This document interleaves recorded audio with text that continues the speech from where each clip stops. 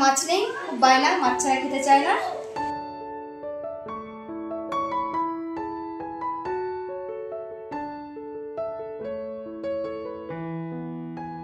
Good morning সবাইকে। সবাই নিশ্চয়ই ভালো আছো, আমরাও বেশ ভালো আছি। তো নতুন একটা ব্লগে সবাইকে স্বাগত। সকাল সকাল চলে এলাম ফ্রেশ হয়ে, এখন সব কাজ বাজ সারবো, সেরে তারপর যাবো রান্নাঘরে। তো আমি আশিপাশি কাজ সেরে নিই, তারপর তোমাদের নিয়ে যাচ্ছি রান্নাঘরে। তো সঙ্গে থাকো, দেখতে থাকো। সকালে দেখো চলে এলাম রান্নাঘরে।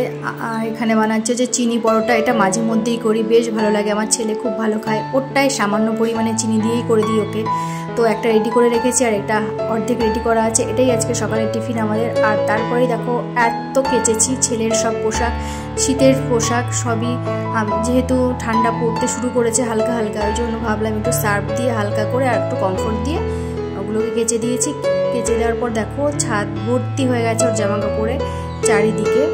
মানে তারপর দেখো সব ক্লিপ দিয়ে নেড়ে দিয়েছি, নাহলে সব তো উড়ে যাবে, হাওয়ায় পড়ে যাবে। দুটো ছাদ পুরো ভর্তি, আর এদিকে দুটো ফুল ফুটেছে আজকে মাত্র। আর এদিকে আমার দেখো রান্নাঘরের সব কাজ হয়ে গেছে, রান্না হয়ে গেছে, বাসন মাজা হয়ে গেছে, গ্যাস পরিষ্কার হয়ে গেছে, সব হয়ে গেছে। আজকে কিচ্ছু শেয়ার করতে পারিনি তোমাদের সাথে, তার কারণ এত কেচেছি, যার কারণে খুব ব্যস্ত ছিলাম। আর যেহেতু নিরামিষ, তাই জন্য এই যে আলু ফুলকপির তরকারি করেছি আর ভাত, এক তরকারি ভাত হয়েছে আজকে। আর আমার ছেলে নিরামিষ একদম খেতে চায় না। ছেলেকে খাওয়াতে বসেছি এখন। দেখো আজকে মাছ নেই, খুব বায়না, মাছ ছাড়া খেতে চায় না। আর এই যে দেখো খাবারটা দেখো, ফুলকপি আলুর তরকারি সঙ্গে চিপস, চিপস না হলে খাবে না। হ্যাঁ কি কোনটা? এটা ফুলকপি তো, তাহলে চিপস।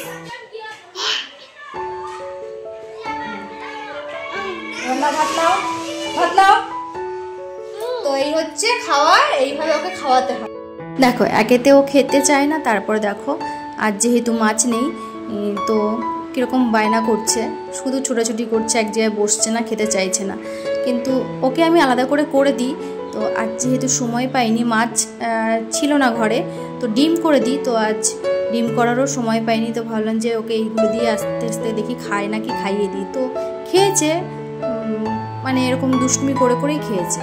কাছে ডাকছি আসছে না, এরকম দুষ্টুমি করছে, ওইরকমই করে সবসময়।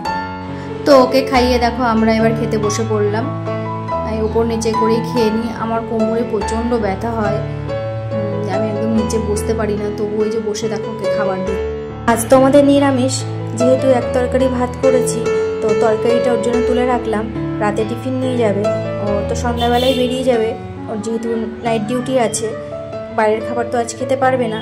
তো আর যেটুকু তরকারি থাকবে আমার আর ছেলের হয়ে যাবে, ছেলেকে একটা ডিমের অমলেট দিয়ে রাতে খাইয়ে দেবো। তো খেতে খেতে দেখো একটু লবণ কম হয়েছে, আবার লবণ আনতে গেলাম।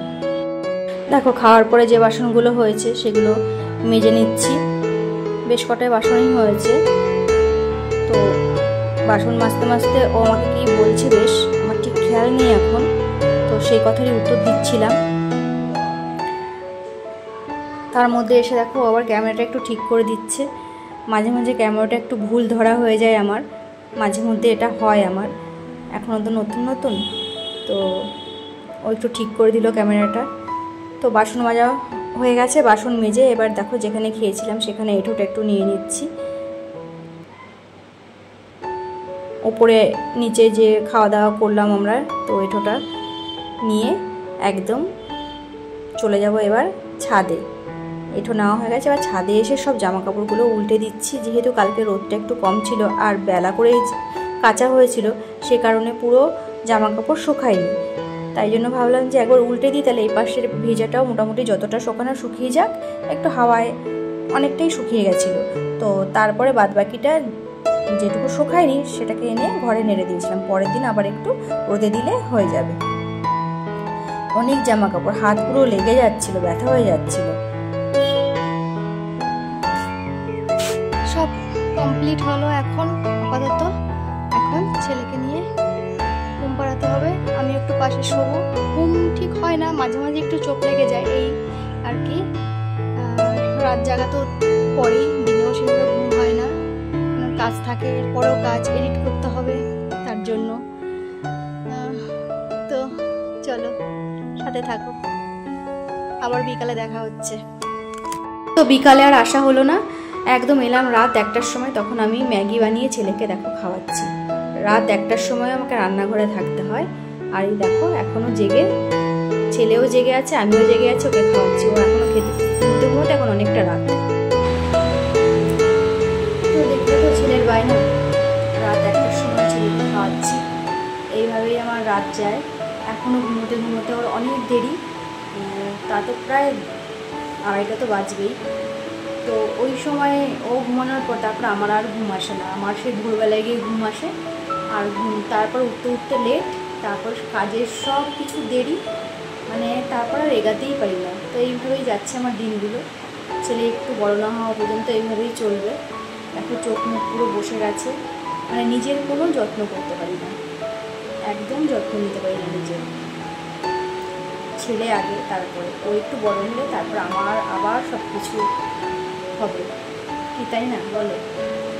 তো আজকের ভিডিওটা এই পর্যন্তই রাখছি, বেশি আর বড় করছি না। ক্লান্ত হয়ে গেছি আমি পুরো। তো এরপরে দেখা হচ্ছে আবার কোনো নতুন একটা ভিডিওতে। তো আজকের মতো টাটা, সবাই ভালো থেকে সুস্থ থেকো। আর হ্যাঁ, সবাই একটু লাইক, কমেন্ট অ্যান্ড সাবস্ক্রাইব করো। টাটা।